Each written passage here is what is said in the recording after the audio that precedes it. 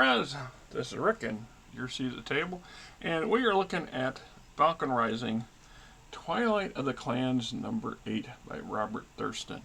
Now, I was reading this honor book not that long ago and found it to be very dry and somewhat disappointing. And I did a video on it, of course. And while I was reading this, this was the book that's sitting by my nightstand, where every night I go to bed, I pick up the book I got there, and I read a page or two, whatever. What's wrong with you, G? You gonna get out? Yeah? Well, you're the one who wanted in here. Yeah? Now, let me pause and let CC out of here. He's almost getting the door open. Yes. Oh, here. There you go. Go on. You want in the cat wants in the door, then the cat don't want in the door. The cat wants in the door, the cat wants out the door, the cat don't know what the cat wants. Alright. Now you're on the other side of the door looking at you're on your own. I'm going to tell you. So anyway, I was reading Falcon Rising as well, and I have a tendency, I just pull a book at random off of my shelves, and that'll be the book I'll sit there by my books, my nightstand. Currently have book 1 of King of Thrones, or Game of Thrones, excuse me, that replaced this one, and it's been a while since I read it, so I thought, yeah, some change of thing. So we got to go, and before we go any further, of course, we have to do this, because, you know, we just have to have it and just do it so everybody knows that we're doing this spoiler crap. Alright, so a freeborn offering of the Jade Falcon's legend, Marthe Pryde, and his sibmates, scientist Puri, Diana is granted an unheard of chance of earning a blood name, not just any blood name, but her father's. Under orders of Khan Marthe Pryde, Star Captain Strana and Star Commander Horse are both sent to help to see Diana succeed. So this is obviously number 7 in the series, so backstory and many characters are well established and known, and it is, as is most of the larger picture, mainly with the Star League's complete destruction of Clan Smoke Jaguar, and the official 15-year truce is going into effect. The various clans are preparing to return to the inner sphere. Can Marth's first order of business, however, is to drive the Steel Vipers from the inner sphere and from her area of influence. So when we looked at some similarities, and why I picked this book in part was, well, I was finishing up reading it, but there's some similarities between this and Honor as well. And one of those things that I took away from books like Honor, and it's comes up in books like this too, is that while might makes right in a lot of the aspects of how the clans operate internally, that obviously you basically fight a duel, and whoever wins the duel is the winner. The downside of this system comes up again and again and again. You get some pretty aggressive and arrogant individuals who constantly throw down, throw down, and throw down, and throw down. You do something that's considered, in the case of the Reed character from Honor, where he's trying to achieve a number of things that are not quite clan-like in their attitude. Meanwhile, we see his perpetual protagonist, the Khan of Sakan, as both being so highborn and so memed. They're so pigeonholed into a very specific look and representation for the universe that they lack everything. The characters are just bland as all hell. Where in the characters, some characters in Falcon Rising are kind of two-dimensional. I'm not going to deny that they're not. And of course, with Honor being a standalone book in a series, means that there's no predecessor, there's no pre-books that lead anything into it. Where in this case we have the Twilight of the Clans, which is extensive, and we see a lot of different story. But more importantly, the main characters in this book and the supporting characters have deep backstories, in part because they cross they cross in numerous books and stories within the BattleTech lore, and it gives us the probably of all the houses, or I mean all the clans, internally speaking, and how they see themselves, how they function, how they operate, various settings. Clan Jade Falcon is probably the most well developed. You would think Clan Wolf would be, considering how popular it was and still is. But the Jade Falcons are probably the most well established in canon and in internal, and it's from their stories that we get the biggest picture of how clan life works, which is shaded because every clan is distinctly different, and yet McDonaldly the same. And you can go to any McDonald's in the world and get yourself a Big Mac and a fish sandwich. So I mean that's kind of by default and design. So we look at the story. Diana's facing down challenges set by her detractors, and then competes for the blood name herself. So she's being constantly challenged, and every opportunity, the challenge is to prove that you're wrong or to stop whatever it is you're trying to do. And to succeed what you want to do, you've got to win your challenge. Well, then the next person. So statistically speaking,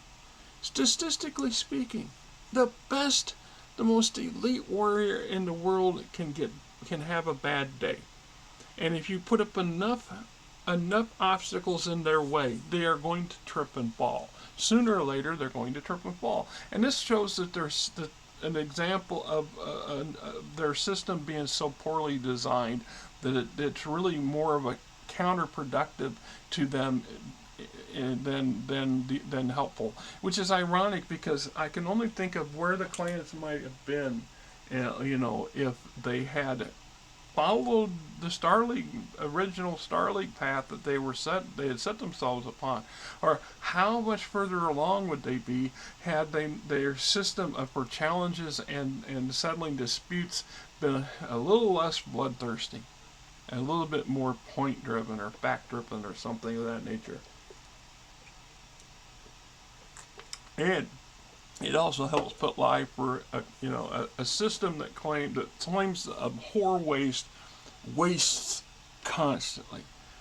Sounds like one of the political parties that I know of today. Although everybody would say that I don't know what I'm talking about. Okay, so my notes here says we have some pretty well developed characters.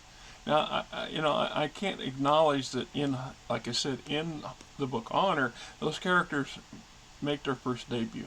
So there's not time to really give them the multi-novel treatment that some, like Commander Captain Joanna and Commander Horse, for example, have, and Marthe Pryde has, for example. We see Marthe Pryde grow up, and now here she is in her prime years as the Khan of Jade Falcon at a crucial moment in the clan's history.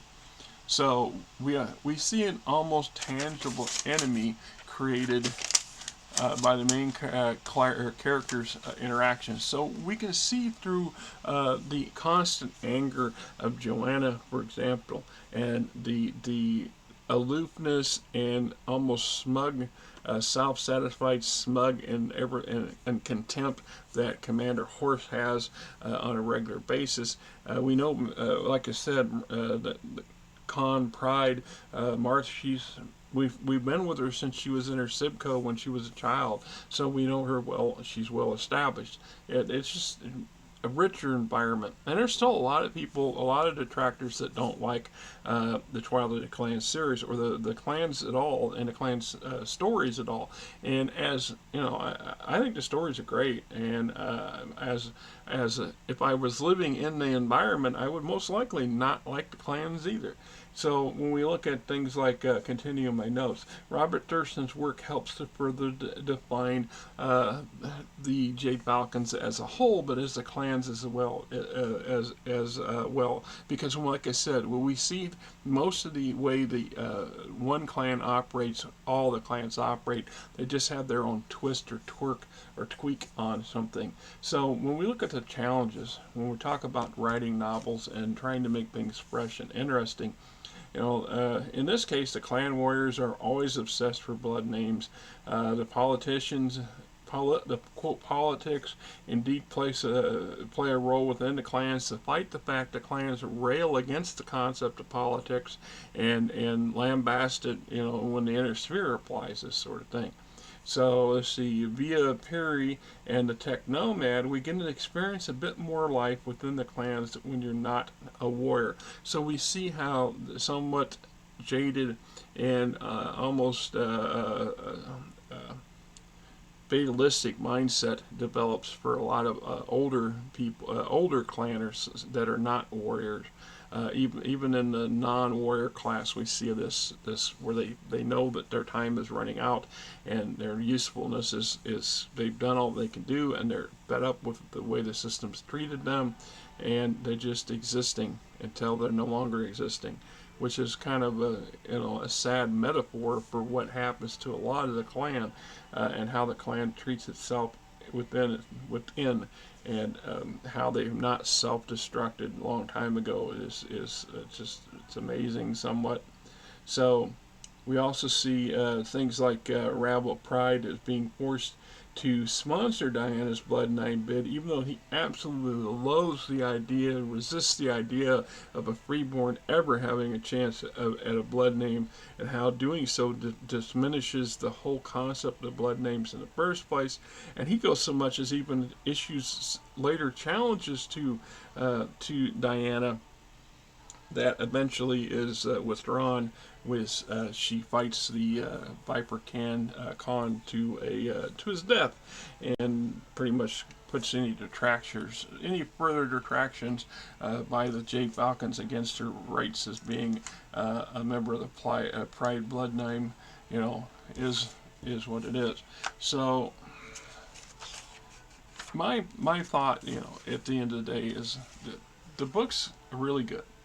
And it shows the conclusion of basically an entire multi-generation stretch. So we have the freeborn offspring of two trueborns who had them the free birth way, and she then succeeds to best all of her detractors and win the blood name, and then defend the blood name, not from challenges within her own clan, but from a overt challenge from a neighboring clan who has no right to do it in the first place, etc., etc.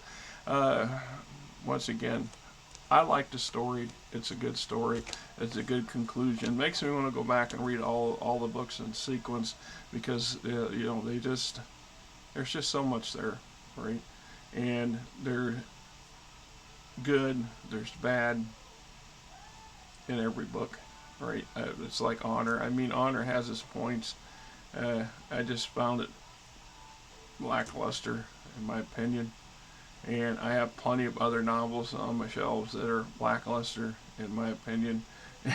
In part because they're just trying to fill a quota, or the writer just wasn't feeling it, or perhaps somehow I'm not buying into whatever it is that they were trying to write about, or what the story they were trying to produce. Anyway, that's me, and this is you. Until next time, you guys have yourself a great weekend.